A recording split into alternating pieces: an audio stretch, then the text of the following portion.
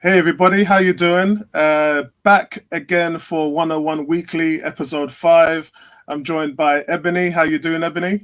I'm all right. Thank you very much. Good, good. As you can see, my phone's going absolutely mad because we do have some crazy breaking news at the moment. Something which we have to talk about and discuss straight away. Okie doke. Um, Listen, guys, I didn't want to talk about this until Tony was around, and Tony's just joined the stream. So let's get settled here because we need to, before we dunk into any of the Arsenal stuff, we need to cover this off ASAP. So I'm getting pinged on my phone. Twitter's going crazy right now. Everything is blowing up. Tony, let's before we go into the Arsenal stuff, let's quickly cover off some breaking news. This is not good, man. This is not good. Before we get into the Arsenal stuff, let's cover some breaking news. So we've just heard from TNZ, Daily Mail has now broken the news that Kobe Bryant, the NBA Hall of Famer, ex-Laker, has died in a plane crash at 41 years old. I don't know actually in much of the details because my wife is in the other room actually filling me in about what's going on. He has 4 kids, and news is still breaking. I'm not actually even sure that Tony's aware of what's happening at the moment. Tony, can you hear me? Yes, I can. Can you hear Right. me? Yeah, I can hear you loud and clear. I'm just talking about the breaking news that has just happened with Kobe Bryant. Were you aware of what happened? It broke about 10 minutes ago. Yeah, I thought so. Yeah. So for everybody out there, I just want to I'm an avid, massive NBA fan, and I've been following Kobe from when he was in college, and I just want to say he is one of the greatest 3 players who have ever played the game, to go along with LeBron and Michael Jordan. Yeah. I just want to say condolences to his family and to everybody worldwide who's massive fans of Kobe Bryant. It's shocking. I don't know the full details. And to be honest with you, I thought it was some kind of joke. My wife just told me 10 minutes ago, I'm trying to do the pre-game and I just couldn't get myself going because I was trying to fondle around to get some news. It first broke on TNV and Daily Mail's dropped it as well. So it's definitely true. Kobe Bryant has died in a plane crash. Man, so, my condolences. Yeah, so I just want to say to everybody worldwide, fan base, it's shocking, and Twitter is has gone crazy at the moment. There's just a message from Shannon Sharp, who's just gone, no, Kobe, please be a dream. Kobe can't be gone. I think that's the word on everybody at the moment. I am in shock right now. Whoa. Quick comments from you guys about it before we move on. Tony, I'm sorry. You've just joined the stream and I'm hitting you with this at the moment. Oh, wow. Lord. I mean, there's just one word that comes to mind, and it's Mamba mentality, really, because his whole life story is personified by the phrase Mamba mentality, and it is such a positive, uplifting euphemism of the guy. I'm in shock. I'm really in shock. This is one of the greatest. I mean, we're talking guys like Muhammad Ali. We're talking about, mate, this is one of the greatest sporting icons of all time. I've got Kobe shoes. The Crazy 8 is one of the greatest shoes I've ever owned, and it's the Kobe signature shoe back in the day. I was proud to have that since the 1990s. Man, this guy is one of the greatest athletes I've ever seen. Yeah, we've just got some more news coming in, guys. So this is, as I said, TMZ and Daily Mail broke the news. Apparently, Kobe Bryant and four others. So there was four other people that were killed when his private helicopter went down in Calabasas in California, and that was Sunday morning. So that would be, well, it's obviously we're 6 hours ahead here in the UK. Yeah. And so it's just breaking. TMZ was the first people to break the news, but it's on the Lakers website now, and it's just gone mad. It's just trending crazy at the moment. I'm in shock. He's only 41 years old. Yeah, Oh, I mean, wow. there were little rumors that the Lakers could bring him back out of retirement, because he is, he wasn't a guy that far removed from the sport in terms of the time since his retirement, and obviously he did leave at the top, in terms of his own playing game. He was a superb athlete, kept his body in fine physical shape, and I know he did have some injuries towards the end of his career, but he did manage to, overcome those injuries and come back to a very high standard of play. And, to most of the people who follow basketball, they would say a 90% or an 80% Kobe is still better than most of the current young players out there at the moment. So, it's just shocking news. It's crazy because I just want to back up what you're saying. I'm a Utah Jazz fan, as everybody knows, a Jazz fan from when they were in New Orleans in the 80s, which is why when they went to Utah, I kind of stuck with them. I'm not a glory hunter. I back my team, as you guys know. But in his last ever game, in his retirement game, he dropped 60 on us. And that's somebody who was retired and washed up and finished. He dropped 60 on us that night, and it was easy for him. Everything he touched was just going in. And I was scratching my head as to say, why is this guy retiring? If you look, and he didn't need to retire. If you look at what Vince Carter's doing now, at the same age, actually. Vince Carter's 41, and Vince Carter, all that's happening is they're lowering his minutes. So he's only getting about, 15 minutes a game, but he's still playing at an NBA level. And it's crazy. Dirk is also playing in the 40s. So yes, Kobe could still be playing in the league. That's how good he was. But just absolutely shocking. And I find myself in a strange situation where I'm having to talk about Arsenal for the next 60 minutes because this thing is just blown me up at the moment. Yeah. And I don't, this guy transcended sport. And it's not very often that you get a sports personality who transcends sport in this way. And for those who don't know it, he's an Oscar winner. He's an Emmy winner. He's been behind so many things outside of basketball that, you have to say he's up there with the greatest of the great, which is, in my eyes, the guy who sits on the wall behind me is Muhammad Ali. And in fact, with Muhammad Ali right there is Bruce Lee and Michael Jordan, and Kobe's up there with that group in terms of influence for me. He's just an amazing guy, and I look at his story and obviously we will see over the next however long, so many stories will come out about the greatness of this man. No doubt there'll be lots and lots of footage of him inside and outside. We'll be hearing about the stories of, the good things of his life, the bad things, some of the salacious stories that happened during his career. But, to consider this kid was, brought up in Europe. He speaks like multiple languages. He's mentored so many people. He came into the league as a, nobody because he didn't come through the college system. He came out of high school, didn't he? Yeah. And then to set the league on fire the way he has, being mentored by the great Michael Jordan, and then to become the second coming of Michael Jordan in my estimation, because he did everything. that Yeah, he Michael did. Jordan could do.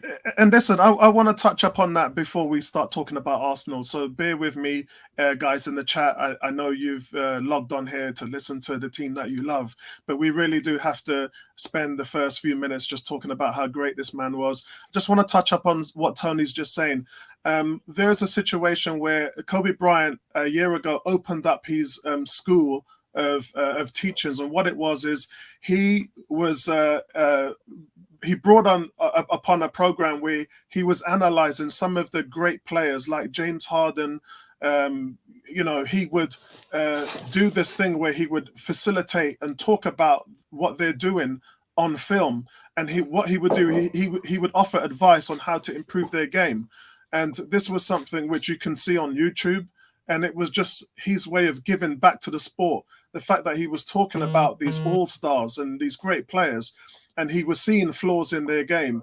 And each and every one of these players talked about how he helped to perfect their shot, their footwork, their post-up, everything. And he was still doing that even when he was retired. It's just amazing what he gave back. It's just amazing. So, guys, shall we move on? Or is there anything else that you want to say? Rest in peace. Rest in eternal peace, man. King. Because, heartbroken. All right, guys. So let's move on and let's get your reactions from the Chelsea draw, and also, guys, in the live stream as well, who's following us. Let us know your thoughts, and we'll add them in. Fan topics are always fun to jump on as well. So let us know your thoughts with that. Ebony, what's your feedback from the fallout of the Chelsea game? It was a bit, for me personally, it was scrappy. We played well to a degree, but defensively, I feel that we were all over the place. I don't know what it is, with Chelsea and with more teams like Chelsea where we defend really badly. But I just think that one of the biggest positive that I'm going to take away is the fact that we showed fight. That is something that we didn't do, or we didn't show during Emery's 18-month reign, and we didn't really show it in the last few years in Wenger's reign. And Arteta's come in and said, look, when you're down, keep your heads up, keep your spirits high, and just keep going. That's the biggest positive I can take away from that. Hence the reason why Bellerin, scored the second equaliser. But I felt personally, I felt that we were very scrappy, especially in the middle of the park. But as I said, despite the scrappiness, we showed a lot more grit, a hell of a lot more mettle than we have done in years. And I mean, the fact that it was a 2-2 draw, it feels like a win because of the fact that we would, about 10 years ago, we would have just laid down. Yeah, we would have capitulated. We would have easily capitulated. Yeah. And something else on your point there, where you're talking about we wasn't doing that under Unai Emery. I did state in the 22-game unbeaten streak, our best games was the 1-1 draw against Liverpool and the 4-2 win against Spurs. But we have to remember, under Unai Emery, we wasn't that great away from home as well. In fact, Wenger, who had a massive problem with his record away from home, his record was better than Emery's away from home. That's how bad Emery was. And Arteta's come in, and not only has he steered the ship, we've now gone 6 away games unbeaten, but not only has he steered the ship, but what he's done is he's gone to a place where we never got a result, even with 11 men. Yeah, I mean, one of our last games under Wenger, well, I can't remember what year it was. I think it was 2015 or whenever it was. We got battered 6-0 at Stamford Bridge. Yeah. So taking that into consideration, and we capitulated. We were just like we gave up by goal 2, as far as I'm concerned. But now we have a manager that's actually instilling a form of fight that has been missing in this side for a very long time. And even under Emery, yes, you know, we went on an unbeaten run of 22 games. But the fact of the matter is, you could see that we were at times very lucky not to have lost any of those 22 games. Yeah, we were just petering on an edge there, and we eventually lost. So, but yeah, I mean, the biggest thing to take away from that game is that we stood up and we were counted. Yeah, and as you said, the first half an hour we was trying to play it out from the back, and we were getting suffocated. And I think that that showed how horrible the setup was. We couldn't play out from the back. We couldn't get the ball from the defense to the midfield, and Chelsea was just breaking our hearts. And then the red card happened. And this is why sometimes, you know, I mean, I don't know whether what's his name, Leno, is being told to constantly play from the back. For some reason we can't. We're not very good at playing it from the back. Yeah, he's been given the flexibility that was part of the feedback from last week. Arteta addressed it in his conference. I'm getting a bit of buzzing coming from somebody, like her phone is going off. Is there? Do one of you guys have a? It is me. It's me. Oh, Sorry, yeah, I'm getting. It's the text messages are coming in about Kobe Bryant on my phone. Yeah, me too. If you could just put it on silent, and then that would be okay. But yeah, but it's if it's one thing from that game, it's definitely the fact that Leno has been given the license to pretty much do what he wants to do, and I think maybe, and this is where he needs to use his brain a little bit more. I'm not knocking Leno because he has the potential to be a world-class goalkeeper, as I've said many times. However, his decision making is sometimes a bit too random for me. When I said on the 101 page that, you know, I made the suggestion that he should be dropped. I didn't mean he should be dropped forever and a day. Amen. Yeah. He needs to work on his decisions, his decision making. He needs to work on that skill, because that alone is a skill. That's why he was brought in. We were told that Czech can't play out from the back. We need to get a goalkeeper that can play out from the back and distribute the ball well. And you know, for the first 6 months he looked pretty good at it, but all of a sudden now he's been struggling a little bit, and he's not helped by the fact that Mustafi doesn't play out the ball at the back well, and nor does Socrates. So he's not really helped by his defenders in a big way. But I think that is about to change massively as we go on. Yeah, he needs to start kicking it out. Yeah. I know he probably doesn't like to play head tennis or foot tennis, but sometimes the goalkeeper needs to kick the ball out. If it lands on an opposing player, on the feet of an opposing player, then so be it. But at least you're not in that position. At least he's not in that position of putting us under immense pressure when you have quick players that Chelsea have. Yeah, because Chelsea are quick to shut you down. Yeah, and bearing in mind it's us, you know, as soon as the ball is at Leno's feet, you know, the minute he starts dawdling, he does that a lot, where he starts dawdling with the ball at his feet. Just pick it up and kick it out. You haven't got time to pick up the ball and throw it out. You've got too many players from the opposing team in your box. Just pick it up, kick it out. And I find myself, when I go to watch games at the Emirates, I find myself screaming and cursing the air blue, because he does it all the time. It's really annoying. Yeah. As a fan, you want your team to win. When you're 1-0 up or 1-0 down, you want to get the ball out as soon as possible. Get in the other half and stop dawdling. Let's bring in Tony here, and Tony, let's get your thoughts on the Chelsea game. I know you're resetting up your system at the moment there. Let's get your reactions on the Chelsea game. What did you think of? Yeah, so I mean, for me, it was a fantastic performance. I mean, I'm looking at the glass more than half full in that game, because there were so many positive things to take away from the game. I thought, to the man, a lot of players stepped up and did a job that, you know, just needed to be given applause and recognition for what they did.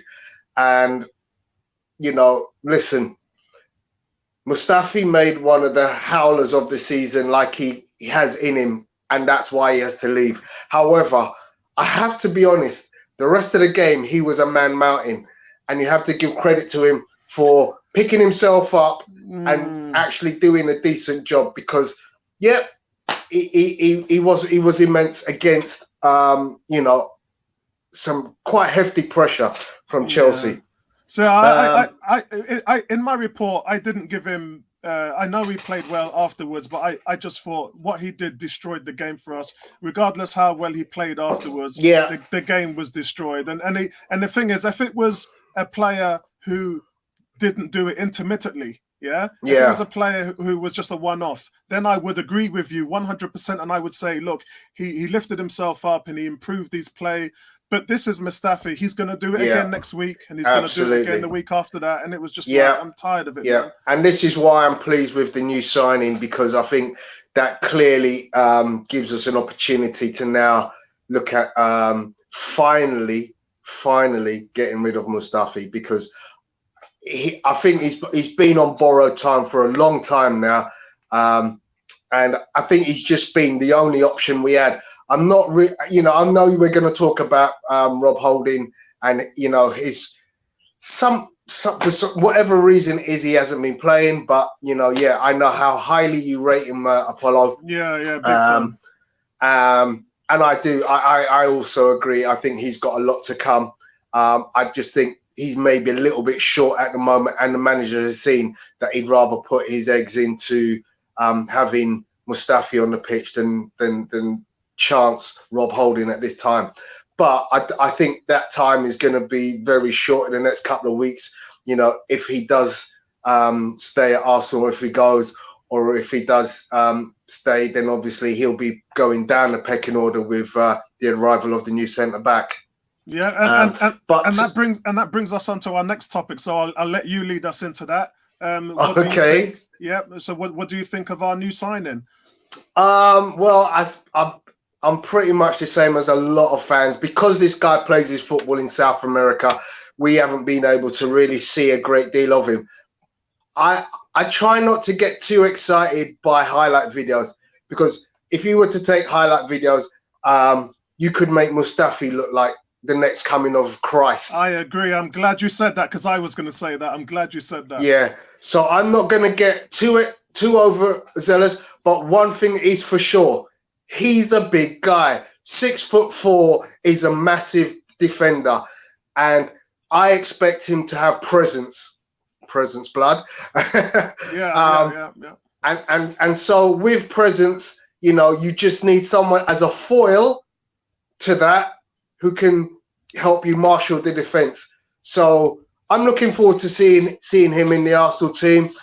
It's going to take a little while for him to integrate. Good thing is he's Spanish as opposed to Brazilian, so he's got a few other people around him, including, of course, Arteta, who is Spanish. So his integration should hopefully be easier. I don't know how long they expect him to prep before they actually, send him out into the first team. But yeah, I'm very enthusiastic about the Mari signing. The Lemar, you know what? I've been thinking about this all day. If we could get him, I would take him. And I know we have a lot of players who could play at wing and who are on the up. Particularly Reece Nelson. Saka obviously is a winger. I just think if we can get him, take him, because he's a World Cup winner. Yeah, and you know That's what? It right there. I just think keep adding to the jigsaw, the pieces, and then we'll find out what's going to work and what isn't.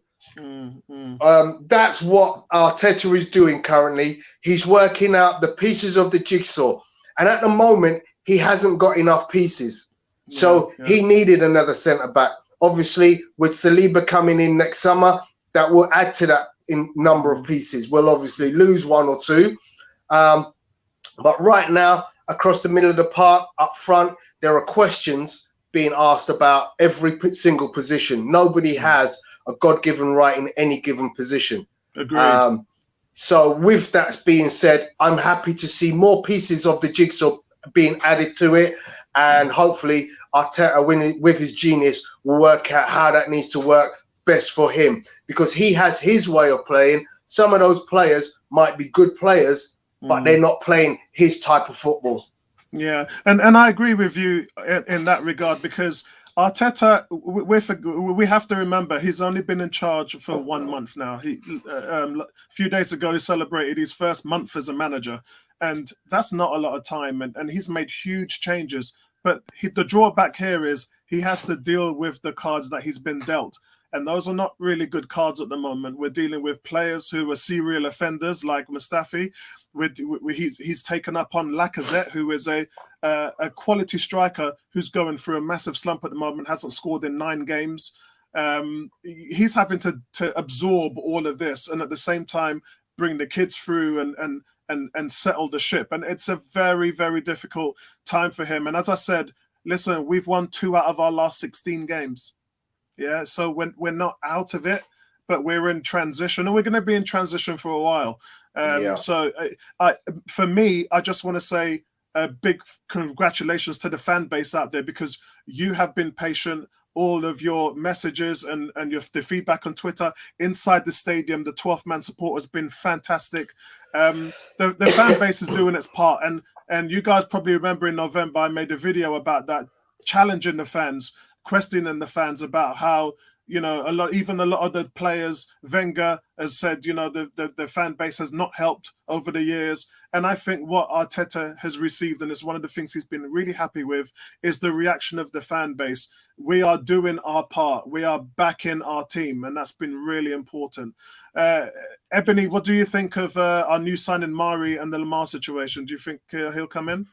Okay. As far as Mari's concerned, like everybody else, I've not seen him play, but the fact that Edu signed him, I trust his judgment. Amen. The same way that he is responsible for Martinelli, I am trusting the judgment of Edu. Okay, so we'll just take it. I'm not gonna start getting a bit hyped up until I've actually seen him play physically. Yeah. However, if Edu says he's good, then we have to believe that. As far as Lemar is concerned, I will believe that and I won't believe anything until I see it on Arsenal.com. Whenever we hear about, you know, this player's linked to Arsenal and that player's linked to Arsenal, and you know, I'm an avid fan of AFTV, so, and every transfer window show, we're transferred to this player, that player, and any time when, you know, one of our players is injured, we're linked to, you know, whichever player. Until I see the images of the shirt held up, and, you know, the posing of the shirt, and the back turned to the camera with facing the camera, name on the back, keepy uppies at the Emirates, then I will believe that we've signed Lemar.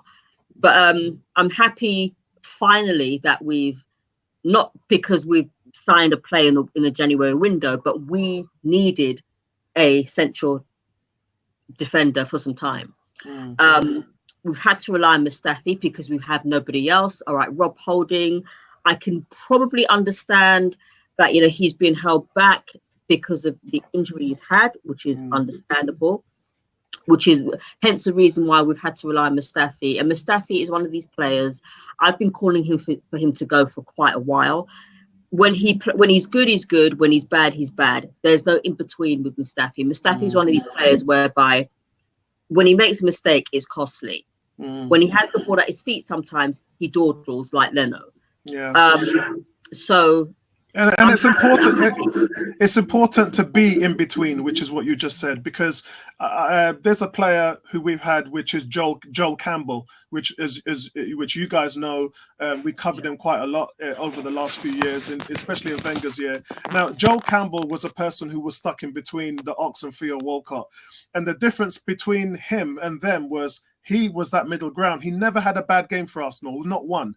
But then I can't remember one game where he actually stood out. You know, he was that kind of person that gave you that middle ground, worked his socks off.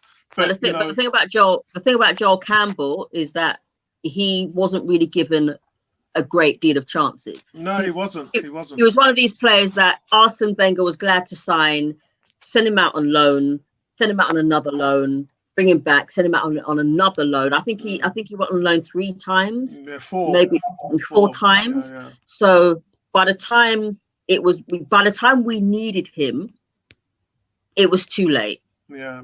And we could have actually dealt with it. I think had we kept him, we wouldn't have been in the position that we've been in. Yeah. During Wenger's last years. And that was Wenger's problem. He'd sign all these players, like he signed Bramall Cohen. He's gone. So, you know, we could have done with him. And especially when he was playing for Colombia, if you saw how good he was playing for Colombia, he could have done a job for us. Yeah. But you know, he was loaned out in favour of some really bad players that we've had over the years. Yeah. That's the reason why, you know, Mustafi, you know, he's played some good. You know, when he's played, like I said, when he's played well, but for the most part, he's been as error prone as Xhaka has been. Yeah.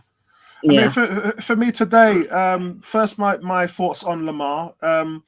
I've always been a big advocate of Lemar. You know, I remember talking to Colin Gordon when the deal was going through, when Arsenal, I think this was about 3 days to go to the end of the transfer market, and I got a text saying, we've offered 90 million for Lemar. And, you know, it was like it was happening. It was going through the player, was kind of in limbo because the team had agreed the fee. Arsenal had agreed the fee, and it was really down to the player. Then in the end, the player said, you know what, I'm not too sure whether I do want to go to Arsenal, and I need to stay in France for another year. So that's the reason why he didn't come. I bet he regrets that now. But we were on the cusp of signing him. And the thing about him now is, as I said, he's a world-class winner, and you can't contemplate how important that is to a team to have someone of equal success there. You know, I remember when we bought Ozil and he had won the World Cup and we hadn't won a trophy in 10 years. And that accumulation to his presence just gave the whole team a lift. And then we ended up winning back-to-back FA Cups, and the team was just starting to compete on a much better level, just out of the sheer talent and belief. But listen, I from what I know at the moment, nothing's concrete, as you said, Ebony, but the Edison Cavani deal apparently is going through with Atletico. So that means that they've got their man, and Lemar definitely looks like he's going to go out to loan. It probably also means that Lacazette is no longer going to be on the radar for Atletico Madrid. So that does have some fallback effect. But I wouldn't mind taking him. I'd take him in a heartbeat, just like what Tony said. And it's simply because he's a quality player and Arteta needs to keep adding the pieces. Moving on to Mari. Listen, this guy, you know, and I said yesterday when I talked about his signing, I didn't really know much about him. I've actually had the time to watch 2 games that he's played, and he has a lot of Pierre Mertesacker in him. He's a very good ball distributor, and he's able to read the game well. I said he didn't have a lot of pace, and he's not. He's quicker than Mertesacker, that's for sure, but he does have a bit of recovery speed. But overall, when you have a player that's big, you do want them to anticipate plays and have that knowledge and be aware of their position on the field at all times. You know, when it comes into to being mismatched on speed, you need to anticipate those through balls coming through, just like Mertesacker did. And those long legs really intercepts a lot of passes that are going into the box. And I see a lot of that from him. I see a lot of strength in the air, a few headed goals. But the one thing that stuck out is he hasn't played a lot of football because, as I said, he's been around the circuit for a while. With his new club, I think he's only played 23 times, scored a couple of goals. But he looks solid from a positioning standpoint. He always knows where he's supposed to be. And I'm looking forward to seeing him play in the Premiership because this league will test him. He actually played for Man City. Yeah, he was on their books for a while. Yeah, but he just didn't play any games. Yeah, I know he didn't play any games at all. Yeah. So it was very interesting to see. Yeah, it'll be The very interesting- interesting to see. Go on. I'll tell you, here's an interesting point. By the way, welcome to my friend Sajad Ali, who has popped in to see me on the online. Thanks a lot, Saj. I know you're a Liverpool fan. They're doing well. Congratulations. But Mari played for Flamengo, and Flamengo is my Brazilian team. When I went to Brazil back in 1986, I was stationed. I was in Rio, and I met up with one of the players on the beach, and he showed me a great time in Rio. And as a result, I got a team shirt, and they are my Brazilian team, and they've had many years of a lack of success. I mean, they've had some great players there in their time, but to see them do what they did last year, winning the Copa de Libertadores and also the league. That's a great thing, and obviously Mari was central to that. So I'm very confident that listen, this guy has done an amazing job with Flamengo. Yeah, and as I said, from the two games that I watched today, the one thing that I could see was he had that Mertesacker vision, and it's important because when threats are coming in from wide areas or runs coming in through to the central areas, you need to be able to spot that. A good centre-back knows exactly what's going on in front of him in order for him to read the game, just like goalkeepers in terms of coming off the line and trying to close down that distance when you play a high line. And he seems to me like a player who can do that.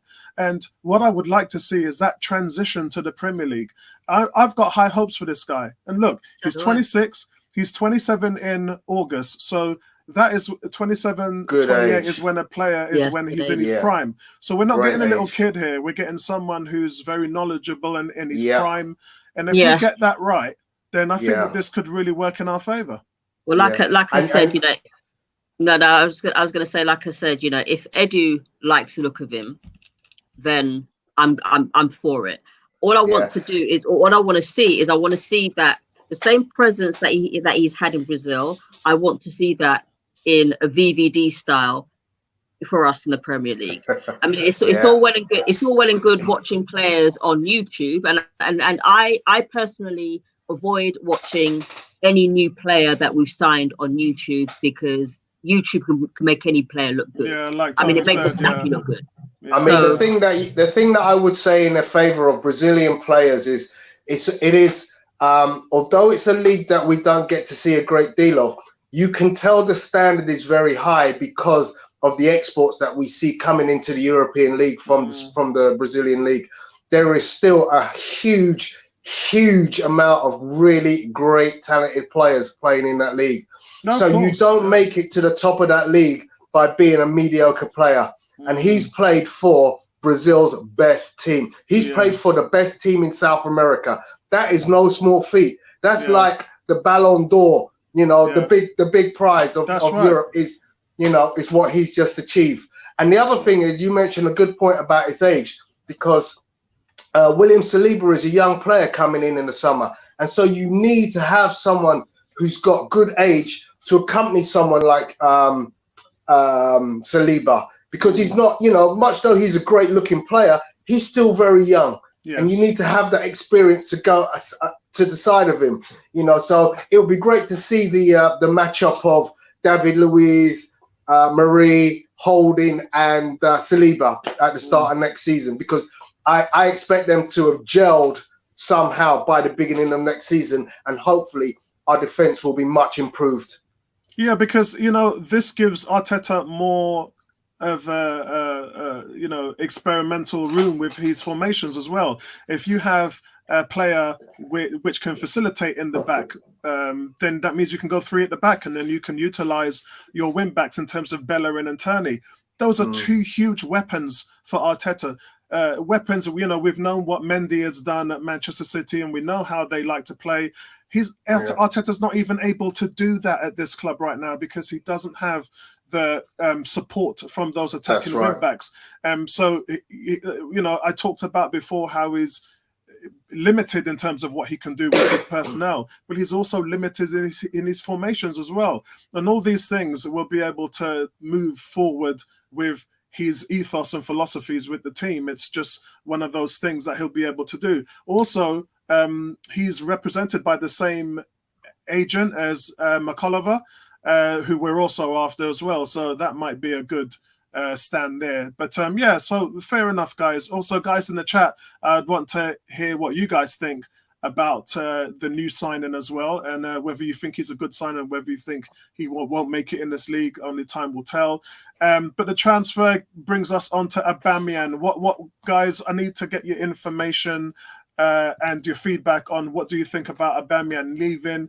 On my last video, I talked about this, and I did say that my stance on it was quite straightforward, and it was that when Aubameyang had this talk about leaving in December, he quickly came out and rubbished it. He said, it's not true. These are just rumors. Don't believe the hype. Yeah. And I think this was off the back of his brother. His brother was talking about how he weren't happy and all of this and that and blah, blah, blah. And Aubameyang just slapped it in the face. So I'm expecting Aubameyang to slap this in the face. Yeah. Because remember, they're talking about he's agreed to sign. Well, look, he can't agree to sign because he's got 18 months. If he had 6 months, then there would be an occasion where he would agree to sign. So I question the actual headline saying he's agreed to sign because he can't. He's not allowed to. Yeah. If it's down to Arsenal, he ain't going nowhere. You get rid of him and your team's basically dead in the water. You take away his 14 goals and what are you left with? Yeah. So I don't really... Me personally, you know, and I've not had it confirmed by any of the agents I know, so I think it's just rubbish talk. What do you guys think? I personally think until we see the images, you know, me and images, and until I see the images, I'm not believing any paper talk. And when it comes to, especially our team, when it comes to paper talk, I rubbish it until I see the images.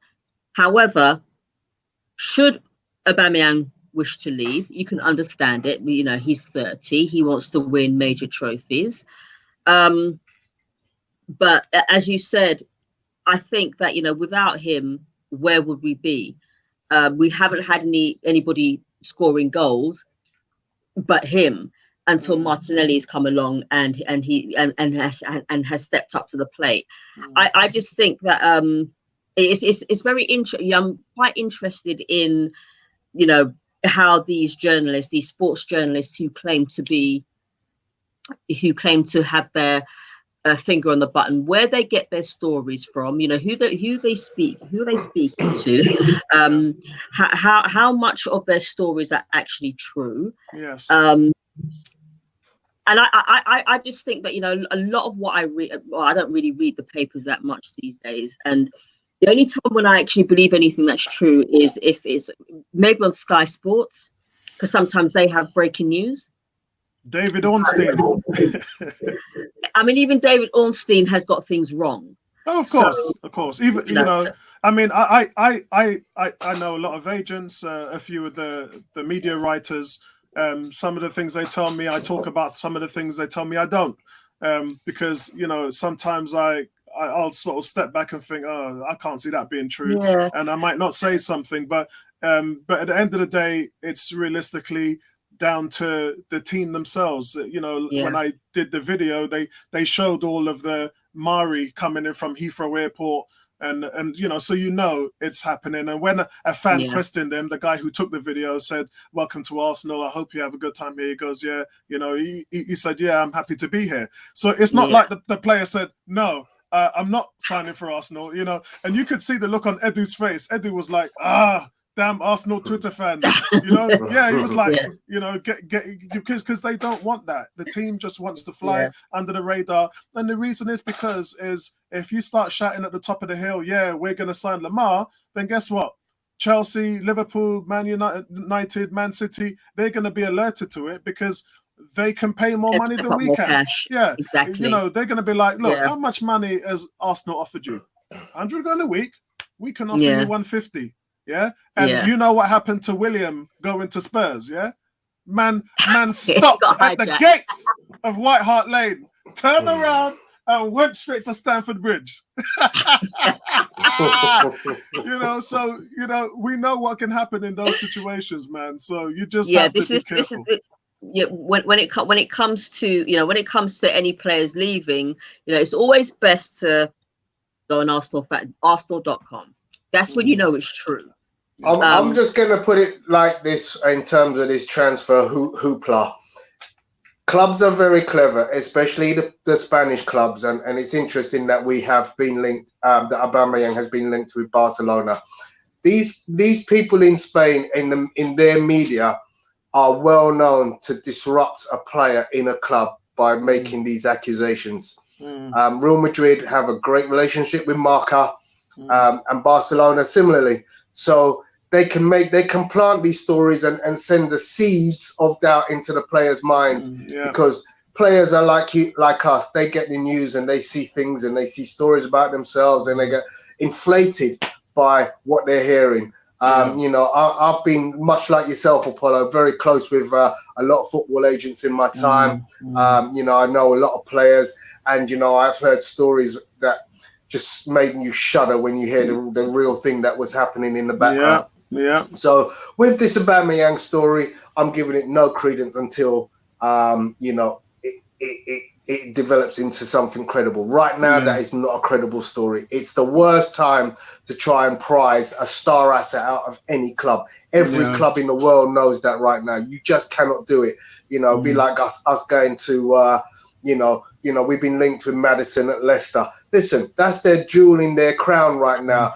And he's not leaving mid-season. No, under no guise. You know, Man United can throw the sink and everything at that as well. He's not going anywhere. In the summer, it's a different story. But January transfer window, clubs are not releasing their jewels. Yeah, they're just not doing it. Yeah, it's the same as Grealish at Villa. You know, it's you know, look at the situation with Ryan Fraser now, where he's going to be leaving in the summer on a free. And that is because of the situation where, you know, he just didn't want to re-sign with another team. He knew the only way that was going to happen was if he didn't sign a contract, an extension, and he hasn't. So guess what? He'll be leaving on a free. I did want to. I know we've left the Mari, our new signing centre back, subject, but I did want to state that when Flamengo was playing Liverpool in the Super Cup, I did put that on my Twitter. There's a feed where you can see him in the whole game playing against Mane, and he was handling him. He was handling him rock stone. He was dusting him out of the game.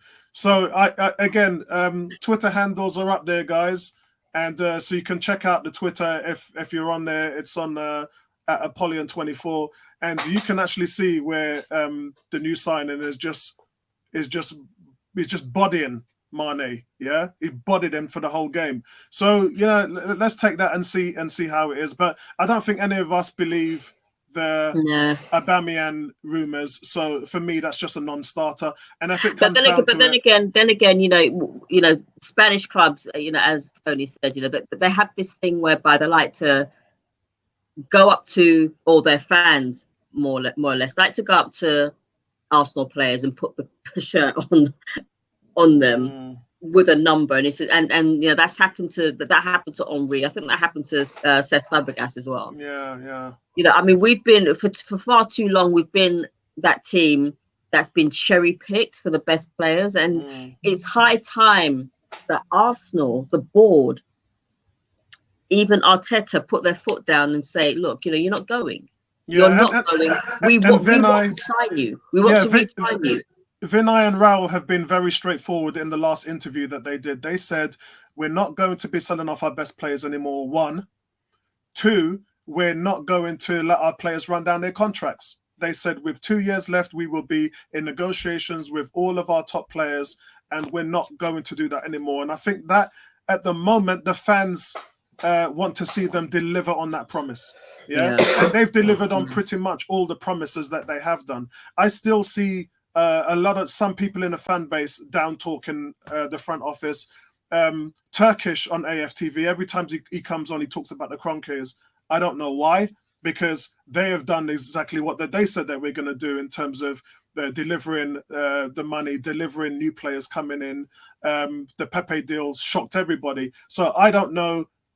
At the end of the day, our recent failures were because of the manager, Emery, not because of the board. Yeah, not because of anything else, but just the manager. So this is what I like about this more modern European setup in terms of all the general managers, technical directors, and everybody in place, head coach. When there's a problem, it's much easier to identify where the problem is when you got more heads. When you have someone like Wenger and Dick Law, it's hard because a man was in control of everything. When something didn't go wrong, it was quite easy to say, "Oh, it's Wenger." Yeah. And could you get rid of him? Well, no, because we knew that he wasn't going to be going at any point when we were struggling over the last those 10-year drought where we didn't win a trophy. Yeah, but in this setup, it's easy for them to now replace anybody in this setup if they're not doing their job. Well, Wenger was their wall, the wall for the board to bounce off for a good while. He covered so now, ass. Exactly. So, now that we've got this thing whereby it's that three-year contract, and if you don't do well, you could be out, or you could be out beforehand. It means that that there is no chance of, unless a manager trains their team well, or has a responsibility of training their team well.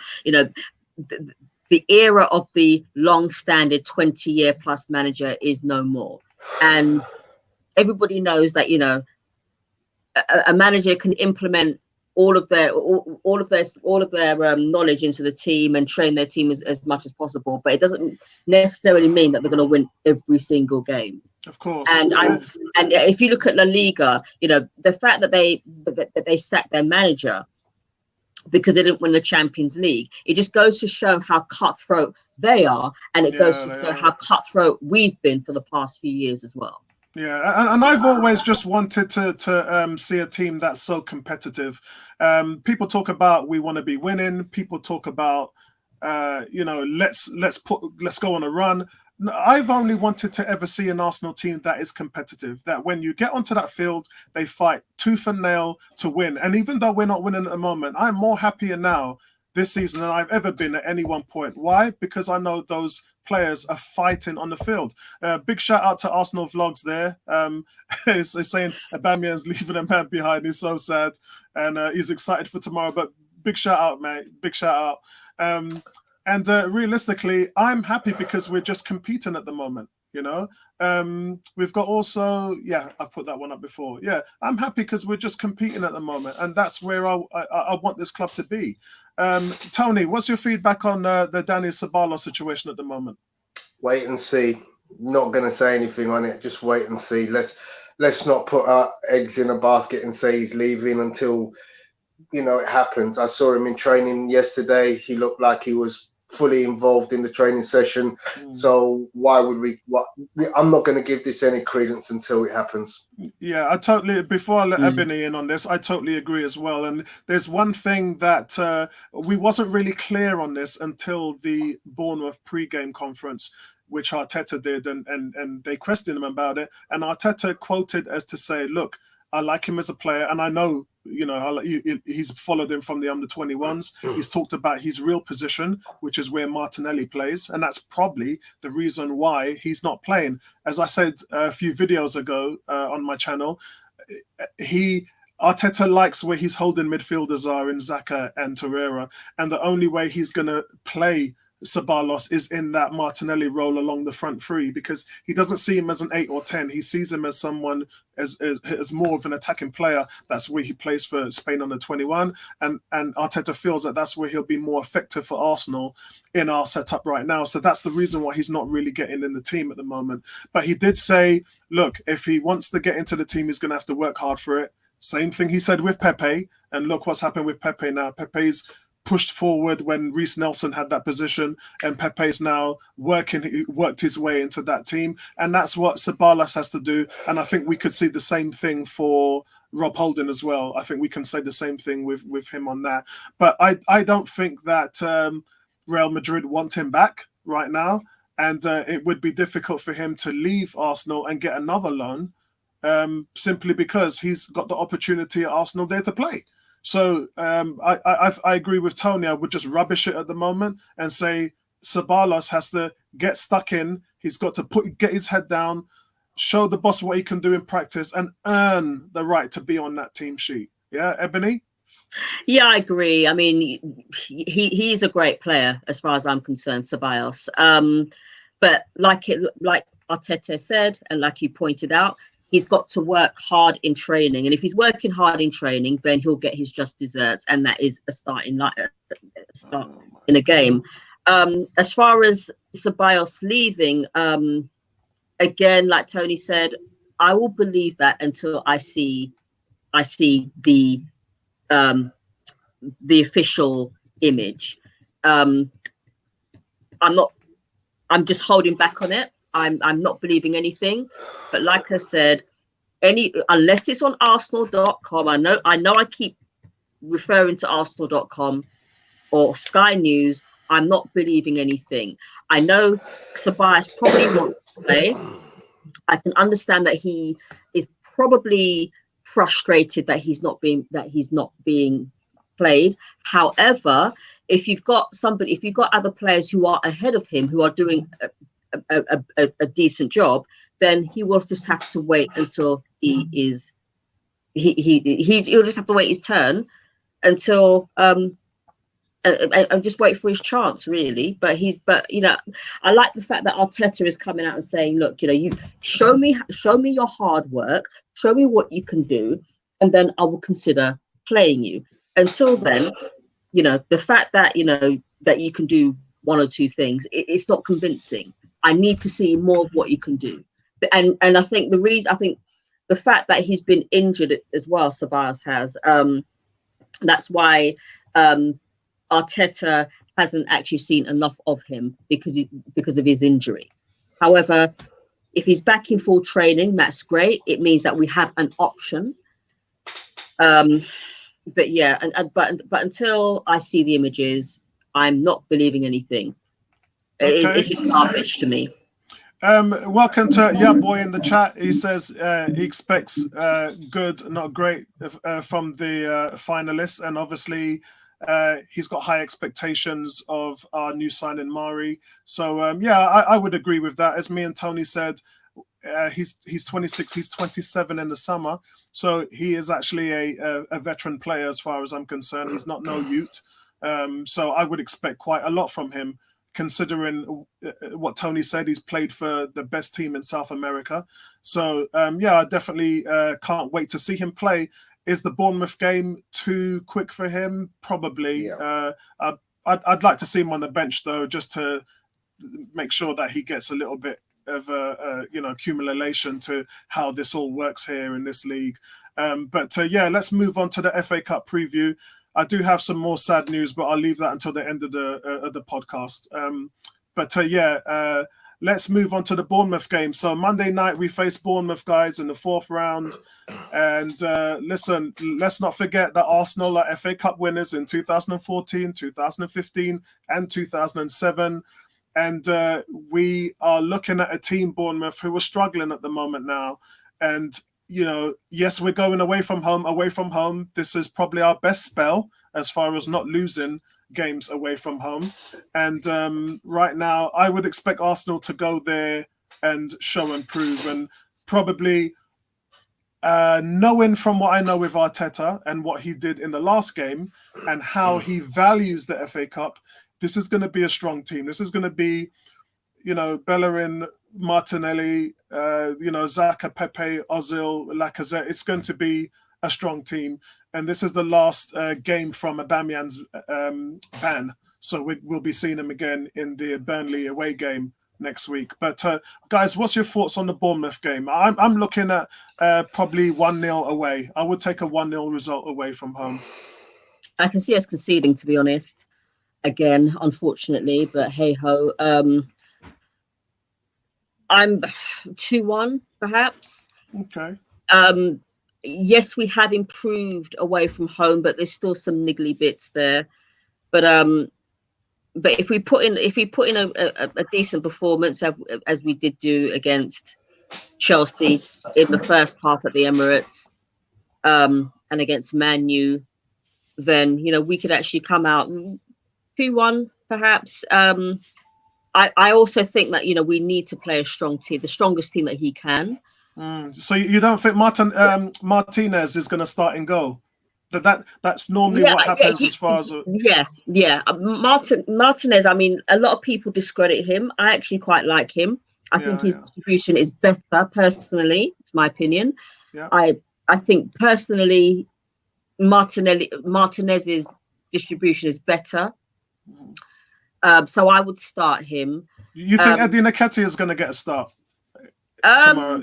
I think he'll start Eddie Nketiah. He would. It's a shame that what's his name, Smith Rowe, has gone on loan, because he would have been great as well. But Eddie Nketiah has got to start. Martinelli has got to start. Martinez will start because he starts all the non-Premier League games. Who else have we got in defence? I think the toss-up.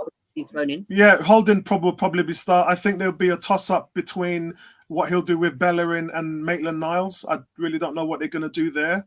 But Saka's done a really good job at left back, so he'll probably start as well. As I said, Bellerin on the right hand side, centre Rob Holding. It's a shame Callum Chambers is out.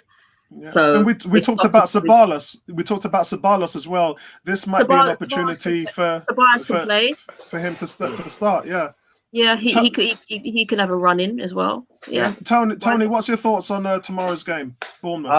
I'm confident. I really don't mind who he starts. I think he has a bunch of talented players that he can rotate into different places to do different roles, to work in different systems. And that is the key to football. You have to be able to rotate and work in systems.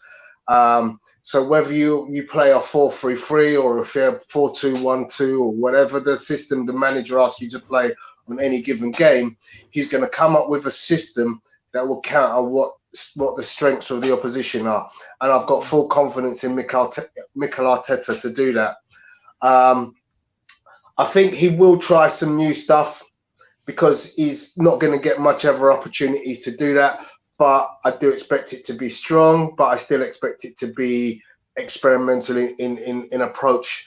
So I'm confident is my overriding factor. I'm confident we will win. How, I don't know, because I just don't have any clue as to what the personnel is going to look like and what the system's going to look like.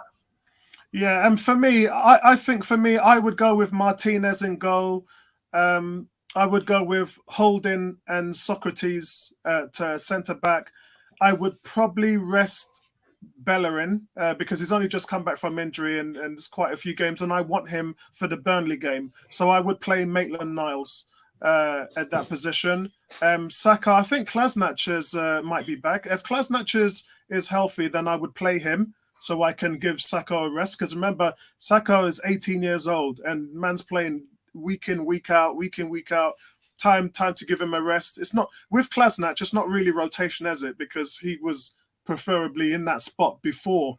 The reason why Saka was playing was because he got hurt. He was ill. So that is Kolasinac's rightfully position. And that also means that Saka can play more up the field.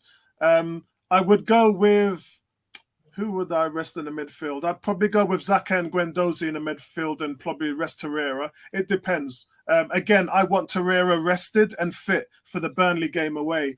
And then I would go with up top. I would go with Ceballos.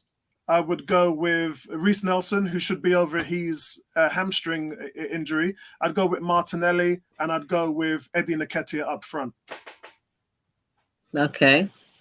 I'm happy with anything. I mean, all those players you mentioned are talented players, and if they play to the instruction of the manager, who I think is a genius, I can see nothing but a positive result. It's so long as they follow his instruction, we win, because it will be a fast-paced game. We'll be moving the ball very quickly. We'll be creating angles and patterns in play. And, so long as we could take our chances, so if Eddie is in, then hopefully he takes his chances. We want to see Eddie go on and do good things. We saw what he could do in pre-season. He showed flashes in the small amount of time that he was given at Leeds. Yeah, so second leading goal scorer with 5 goals. Exactly. So we want to see that for Arsenal. So if given the opportunity, playing with someone like Ceballos or Ozil behind him, and given enough opportunities to get shots in on goal, then hopefully he'll take a few and show his capabilities. Excellent, guys. Yeah. So listen, guys, that's our topics all covered up. And I just want to say, again, we're talking about more bad news, and this is going back to Kobe Bryant, obviously. I've just read now that one of the people who was on the plane who died was his daughter, Ghana. Oh man, I'm just heartbroken right now. I am absolutely heartbroken at the moment, and I have a daughter myself, and I know how all these things can. I'm devastated at the moment. Yeah. And so am I. Oh God, yeah. So I just want to update everybody with that. His daughter, yeah, his daughter. I don't know. I think it's the oldest daughter. This was the one that used to go to the games with him as well. I am heartbroken. My thoughts go out to the whole family. But that's it. Is there any other topics you guys wanted to cover off? R.I.P. To Kobe Bryant, man. I mean, I just want to again reiterate, this guy is one of the greatest sportsmen of all time. Not just for what he did on the pitch, but I know. You've got to look at what this guy did off the pitch. He's such a huge influence on me as an individual, in terms of being a positive role model, being a mentor, being somebody who, you can see doing wonderful things for his community, doing wonderful things for the people in and around him. A great family man. So it is with great regret that we bear witness to the fact that he's transitioned and now left a huge spot on the planet.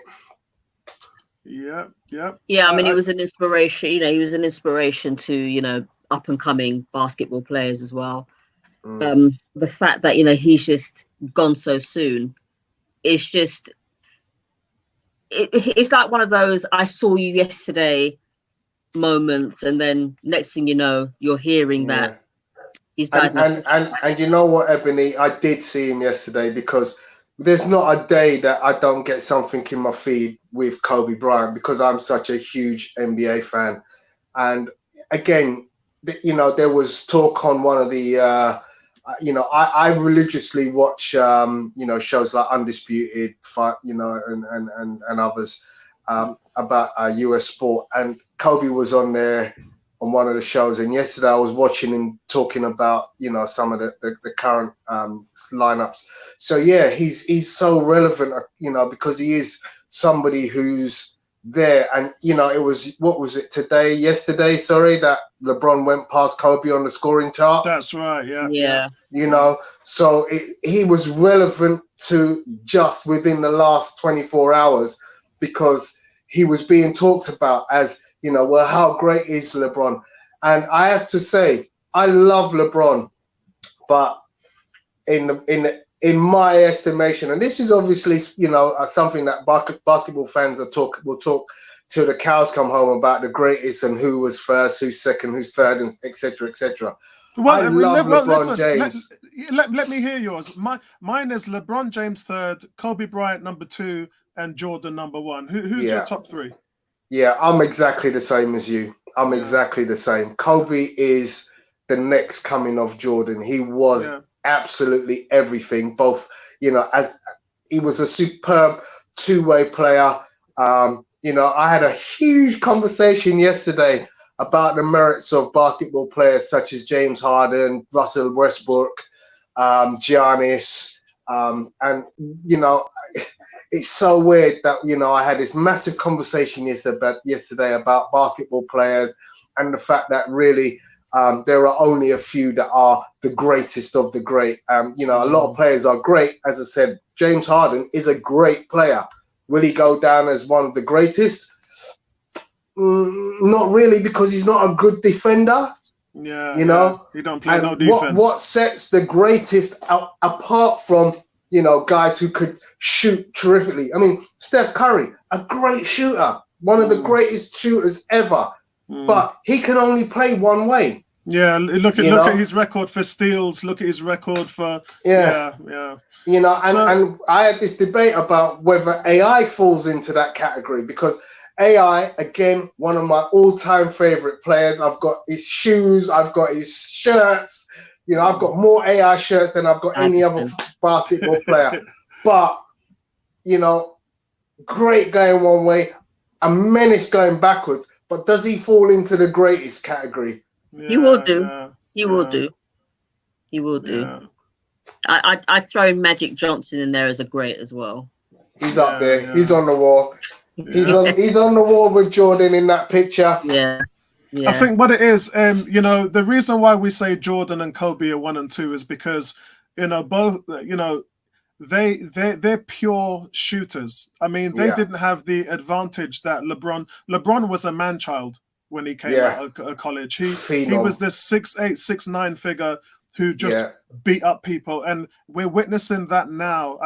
We're witnessing that now with Zion Williamson for the New Orleans Pelicans at the moment, where we've just got someone who's bigger than everybody else. You know, Zion's only 6'7", 6'8", but he's built like Charles Barkley, and if you try and jump up with him to get a rebound, you're probably going to bounce off him.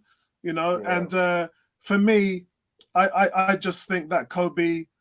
I don't know what's going to happen now, because I can't believe he's gone at 41. What's going to happen? What do we do? He's gone full stop. You know, it's just God. It's just one of those things whereby a young legend as well, because he was a young legend, living legend. And it's just Mamba mentality. What do you mean he's gone? You know, big shout out to Kez in the chat. Kez is saying life is fleeting, people. Live the life that you love and love the life that you live. I 100% agree, and that's the reason why, you know, next month I'll be 52. You know, me and Tony went to school together, and you know, I just try to live. Yeah, we're both 68 boys. Yeah, we're both. That's all right. Boys. I'm only 7 years behind both of you. You know, that year was a leap year, and my birthday next month is on the 27th of February. Yeah, so I was born 2 days before the actual leap year date. And I just try to live my life to the fullest. Everyone who knows me knows that I've always got a smile on my face, always looking at things in a positive light. You know, have great relationships with everybody I know, and you know, I'm not one of these guys that's just gonna wanna, you know, bump you because of you know, I don't like the look of your face or anything like that. I just love life, man, and I just live life to the fullest, because you know, we don't know when we're not gonna be here. Exactly. You know? So, you know, tomorrow isn't guaranteed. Yeah. That's right, man. I mean, one thing I will say is, you know, I work with children for my love, for my love of my life. You know, I'm a school teacher, and I mentor children as well. And I cannot think there's, you know, I look at Kobe Bryant and I go, there was a guy who mentored from his own, from in the court. You know, this is something that not a lot of athletes would do. He would talk to young players and help them along, even although they were playing on the opposition team. You know, people don't realize that. You know, you know, you're playing against your idol, someone you've had posters up of. You suddenly find yourself in the league. You're playing against this guy, and he's going to come across. He's going to put his hand over your shoulder, and he's going to have a word, and he's going to mentor you and help you. And he's continued to do that even although he's not been in the league. You know, so many players have got stories about what Kobe done for them. And that's just an amazing testament to the absolute genius of the guy, the sheer character of this guy. Yeah. So sad. And listen, guys, that's it for the show for this week. Obviously, we play Bournemouth tomorrow evening, and we might do something actually in the midweek, depending on. We might do a little Tuesday, just a half an hour show to talk about the events of what happened to that game. We might do some player ratings on there as well, because you guys know I only do the ratings for the league games.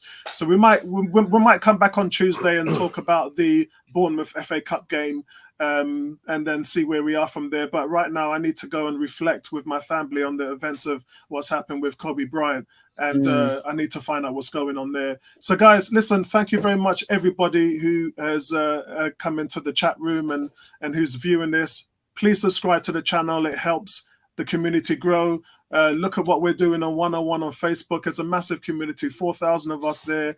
And come and join in on the fun and let your voice be heard. Speak to you guys soon, man. Peace out, guys. Peace out, guys, man. All right, nice one, Much guys. love. Nice one.